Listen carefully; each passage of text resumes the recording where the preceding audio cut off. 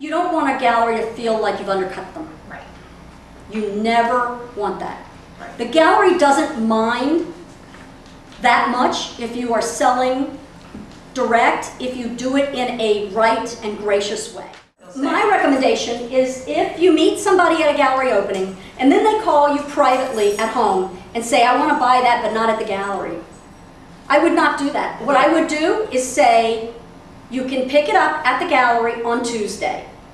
Just go to the gallery and pick it up. You and I, you know, have done this, and then you send the gallery the money. That's what I'm saying. I always send the Yeah. gallery the money. You can't. Make sure the money goes to the gallery. If the gallery gives an opening for you, and somebody pulls you inside and says, I want to buy from you directly. A lot of people like to do that. Right, they do. Oh, okay, so pick it up, come. Right, I'll be glad to have lunch with Okay. you and we can chat if you want to meet me, you know, but you'll need to pick that up at the gallery. You said the gallery, the retail price minus your wholesale amount? You send the gallery what their share is. What their share is. Yeah. Or if they're picking it up at the gallery, you write the amount on it and, you know, that they know they're going to pay, Right. and you give it to the gallery You do not want and to just charge the gallery wholesale price. You do not want to get caught selling to a gallery client. Right. They're just not going to deal with you. And getting the person in the store is really important. Yeah. They want that person to come into their store to pick it up.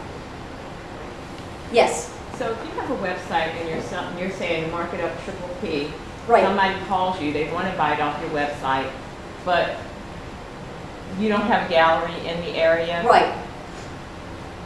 Okay to sell to them, but the other thing is, how do you not lose that person if you try to refer them to the gallery?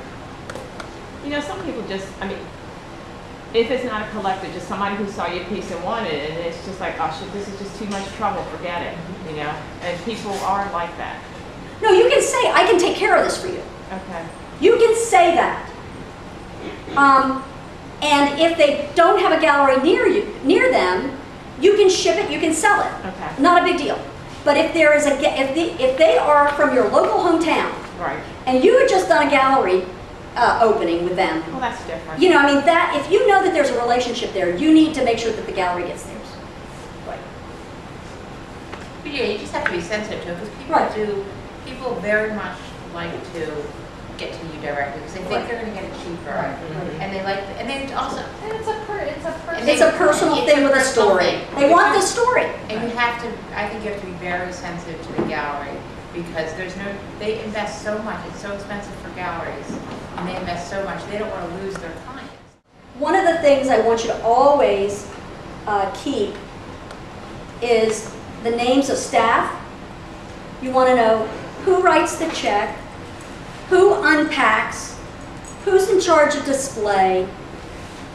You want to make sure that if you have any tips for selling, that you share them with staff members. Do not rely on the business owner to share that. You want to be Facebook friends with the staff members. The staff members are sometimes more important to you than the business owner is. Because if a staff member knows that you have greyhounds and they have greyhounds, they're going to tell the story of the greyhounds. You know, there's all kinds of wonderful things that staff members will share, and if they're doing the active selling every day, you want them to know you. Galleries today are carrying between 200 and 400 artists.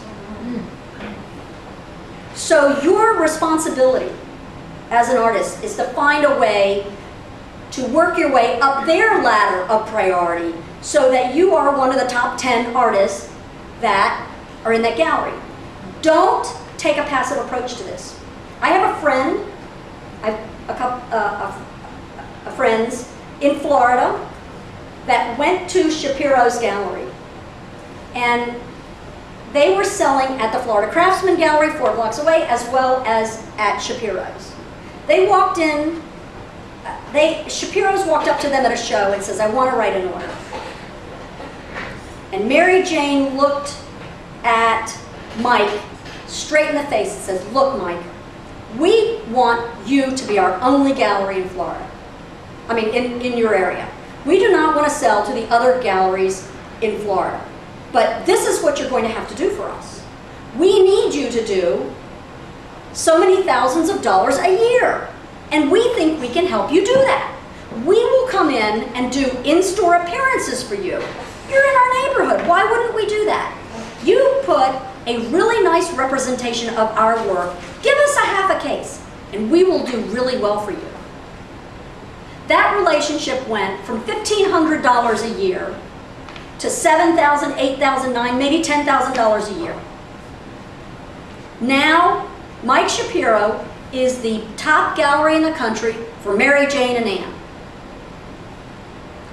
Just because they said to the owner, look, we want to give you exclusivity, we'll be there for you, we'll have events, we'll give you postcards to mail, we'll do all these things, and you will always get first pick from our work if you're willing to make the same commitment to us.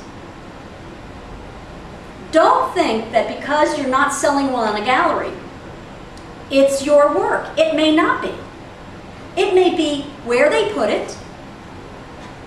It may be in a box still in the back room for weeks and weeks and weeks, and you don't even know it's not out. And when you consign, a retailer has no investment in getting your work out on the floor. They have no investment mentally in selling your work. Why? Because they've got bills on their desk from all the other artists that sold them work. And they have to sell that first, because they don't owe you money until they sell it. But those people that they bought outright from, they owe them money now. So you want to make sure that you are a purchase artist, not a consignment artist.